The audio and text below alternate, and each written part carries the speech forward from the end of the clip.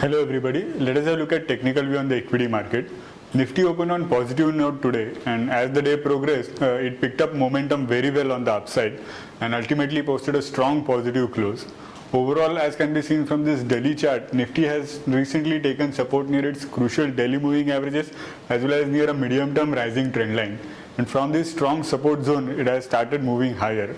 On the upside, 61.8% retracement of the recent fall, which is around 6300, will be the key level to watch out for. And once that is surpassed, Nifty can test its recent high, which is around 6415. On the other hand, the swing low of 6129 will act as a crucial support from short-term as well as medium-term perspective. Moving on to hourly chart, we can see that Nifty from the low of 6129 has started moving higher, and initially upper end of the channel is coinciding with 61.8% retracement mark, that is 6300, and once that is surpassed, 6415 will be the subsequent level to watch out for.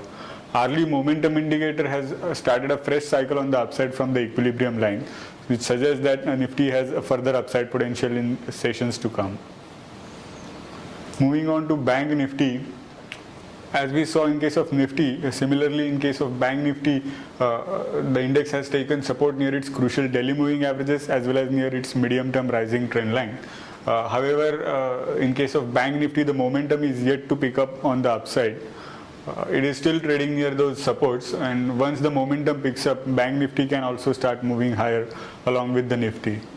Crucial supports are 11,000 and 10,850, and crucial resistances are 11,420 and 11,635.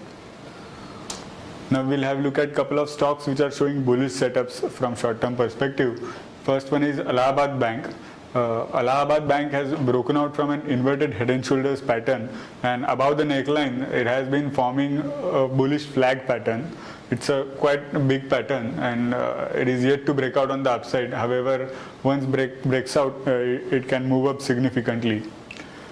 The daily momentum indicator is also yet to provide a fresh buy signal. However, this is a good level to enter on the long side, with stop loss at 88.90 for targets of 94 and 97.